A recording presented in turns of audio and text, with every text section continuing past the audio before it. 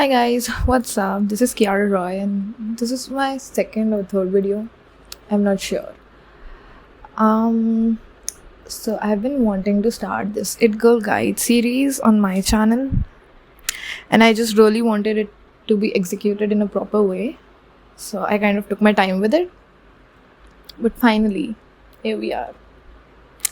So, what comes to your mind when you think of an It Girl? We have seen it everywhere. We have seen it on Pinterest, on Instagram. But what does being an it girl really mean? Have we ever thought of that? An it girl definitely includes having a strong set of values, standards for yourself, a strong mindset, skill set, and you definitely need to make practical decisions, take practical actions according to your standards. You cannot just do one thing one day and do the completely opposite the other. You cannot possibly be contradicting your own actions. You know what I mean? Like, you need to work on your ethics, your morals. I think that's a very big thing. And the day you start taking power over yourself and power over your life, and the day you stop allowing everybody else to take your power away from you, is the day you start winning. And hence the topic for today. Another really beautiful topic that I sort of like to correlate is, especially if you're like a psychology major, you would know about this, that you could never really feel fulfilled if there's a dissonance and a disconnect between your real self and your ideal self. Now, what exactly is real and ideal self, you may ask? Your real self is what you are, what you exactly are right now at the present as we speak. Your ideal self is someone who you would want to be in the future. What you would want to be. It could be something as small as you no longer being a people pleaser. Someone who lives on his or her own terms. It could be as simple as that. But if there is a huge dissonance or disconnect between your real self, that is you at the present, and your ideal self, that is what you would want to become eventually in the future, you could not really feel happy or fulfilled or satisfied with your life, and hence it sort of affects your subjective well-being, which is so important. And yeah, let's get into it now. So the first point that I would like to start with is you need to stop living on autopilot. What does that possibly mean? You wake up, what is the first thing that you do? Most of you are gonna say that I kind of open my phone, scroll through a few reels, check my texts, whatever. We need to change that. I think your mornings need to start with something so much more productive or healthier. And it could be something as simple as you going for just a 10-minute walk in your society, in your nearby park, whatever. Or just going to the gym, working out, whatever it is. Your day needs to start with something productive, so your entire day can sort of follow that initiating point. Now, what does that mean? So, it's as simple as your body and your mind are aligned, right? What you do is what you become, sort of, if that makes sense. It basically means, like, let's say I wake up, I scroll through a few reels, and I just do that for like 1 hour, 30 minutes, right? Then my mind sort of functions in a way that it wouldn't be as productive as if could have been if I would have just woken up that day, went for a walk, or did my Pilates workout, or whatever it is.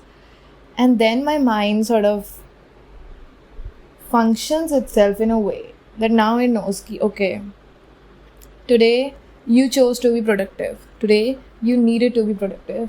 So I am gonna be productive for you for the rest of the day. Does that make sense? It's as simple as something so basic as your routine, right? if you tend to follow this routine of waking up, scrolling through a few reels, being unproductive, that's what you become, right? If you follow waking up, doing whatever, it could be journaling, it could be going for a walk, going for a run, working out, going to the gym, whatever, you sort of shift your mindset to own up this lifestyle where you're gonna wake up and you choose to not be unproductive. You choose to be productive with yourself. You choose to value your own time, and you choose to know what's best for you, your mind, your body, and your soul. And that's as simple as it gets. Another point that I want to talk about is you leave what no longer serves you. It is as simple as choosing peace over attachments. I have seen so many people, so many of my own friends, staying in toxic friendships, toxic relationships, and it drains them out so much. And it literally breaks my heart to see them like that, because I know the potential they have, and I know that they are so full of love and light and energy, and that this person is just draining it all out of them. And it's just so sad to see that they allow that person, or they give that person enough power over them to just ruin them so much, which is not okay, and it eventually leads to emotional burnout, and it's just not right. I think one of the main reasons why it's so difficult to leave a particular friendship or a relationship is because of emotional attachments. Of course, you're so attached with them that it's just so hard, right? But even your preconscious or your unconscious knows deep within that they are not right for you. He is not treating you right. She is not treating you right. You know it deep down. That's why they come in your mind when I say this. You just need to let them go. Because the day you decide to let them go is the day you decide to not allow them or give them so much power over you that it sort of ruins you. And I mean, to be fair, nobody who makes you feel bad about yourself or someone who makes you feel like shit is worthy enough of even 1 second of your time, your efforts, or anything remotely close. Because if someone is taking you for granted, that is not what you deserve. And you deserve so much more than that. And deep down, you know that. One more very important thing I would want to add to this is the day you start actually hanging out with people who care about you, people who actually value your efforts and reciprocate it in the same manner, that's the day you start thriving. Like, that is so true. Oh my god. You could be doing everything right. You could be productive. You could be financially independent. You could just be doing everything right, ticking all the boxes in the checklist. But if you're hanging out with the wrong set of people, that actually affects you in so many ways, because they sort of drain you out. They sort of ruin your energy, and there's so much more that you deserve than that. And when you allow yourself to not be able to receive real people who give you real love in sort of friendships, relationships, whatever, you're sort of cutting yourself and just being with the wrong set of people, and they sort of drain you out and sort of drain your energy, and that is never gonna end well for anyone, right? How is that ever gonna end up beautifully for anyone, possibly? Another point that I want to talk about is you need to heal your relationship with your productivity and success. What does that mean? Success is gonna look different for everybody. It could be something as small as starting a coffee shop, like, let's say you want to start a coffee shop. You've always been wanting to start a little shop, like a coffee shop nearby your home or whatever. So what are you going to do? You're going to talk to people who already own a coffee shop or who have already owned a coffee shop before, and you sort of learn the execution. How could you possibly start with the advertisements and owning up a place, how you're gonna rent out a place for the coffee shop, etc. The basic. But I've seen so many people on the internet who sort of hustle for more like validation. What does that mean? They sort of post and sort of hustle just to gain some sort of online validation on the internet. I've seen so many people posting things related to stuff which does not interest them at all. If it does not align with your mindset, how will you possibly succeed in it? Let's say you made few good videos on that topic, but if it does not interest you, how are you going to continue doing it in the long term? It does not work like that. You need to find your own niche, you need to find your own interests, and then sort of work in that field so you could master in that field. And so, in that sense, you do not need anybody's validation. It also comes down to people doing stuff just because they think it's trending, but it sort of makes me laugh sometimes, because how are you gonna do well in that if it does not interest you really? You know what I mean? You need to find your own niche, because at the end of the day, you chose this thing to sort of gain long-term experience or success in this. But if it does not interest you, let's say you continue for 1 or 2 years, but then it isn't something that you like doing, so you're eventually gonna be drained out, and that is only gonna be you failing at it. So how does that work? Another thing that comes with this is you need to stop comparing yourself. You need to stop comparing yourself to other people on the internet or someone who's relatively doing better than you in a particular field. You need to understand that everyone's life trajectory does not work the same way. You need to understand that somebody might be doing well because of you, because they might have started in that field before you, or someone has excelled in it because they sort of put more time to that. You cannot possibly compare yourself to others. What I basically mean to say is you cannot sort of base your success on the basis of someone else's trajectory or sort of pace.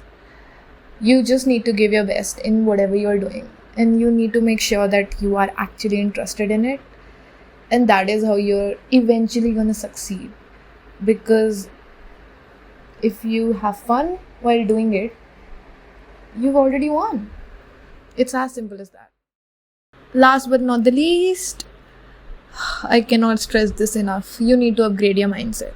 I know this sounds so cheesy, but the day you sort of start to respect yourself even a little more than yesterday, it's gonna help you so much.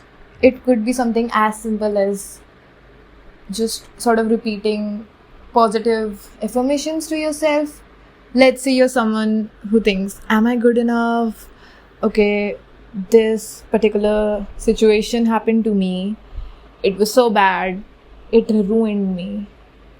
How about you shift that sentence or that sort of victim mentality into something positive? Okay, this happened to me.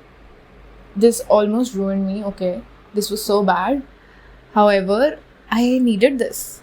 I couldn't have possibly grown without this, because this taught me so much about this person, and about how I could deal with similar situations further if I ever encounter something like this.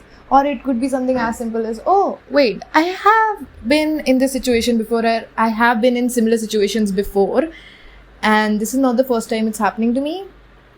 And I can get through this. And just knowing that you needed that to happen to you so you could grow into the person that you are today, and into the person that you are becoming eventually, your ideal self, the concept that we talked about in the beginning of the video. The way you talk to yourself sets the tone for your entire life. Why do you think if you do not respect yourself enough, if you do not treat yourself with the same love, energy that you give to others, why would someone else ever want to treat you better than what you already do to yourself, or how you already treat yourself? You know what I mean? The day you start to set standards for your own self, start treating yourself with so much love that you sort of give to others, the universe is going to acknowledge that, and it's going to be like, oh wow, you finally know your own worth and you finally realize it. And yeah, that's what you deserve. That's what I have been wanting to tell you. That's how you should have treated yourself since the beginning. With love, with so much positivity, because that's what you deserve. At the end, I'm just gonna conclude this video by saying that power is not loud, and it's not about ego. It's about setting standards for your own self. It's about clear boundaries. It's about detachment. It's about clarity, and it's basically about how well you treat yourself. Because the day you sort of start respecting yourself enough and start loving yourself enough, and not just in the way that they sort of say in the movies, oh, love yourself, be yourself. Do you know how to start? Do you know how to go about with that? And do you even know what that means? The day you start actually executing that into your daily life, into your daily actions, that's when you're gonna win. And that's when you basically sort of start your journey to sort of reach your reach your ideal self from your real self.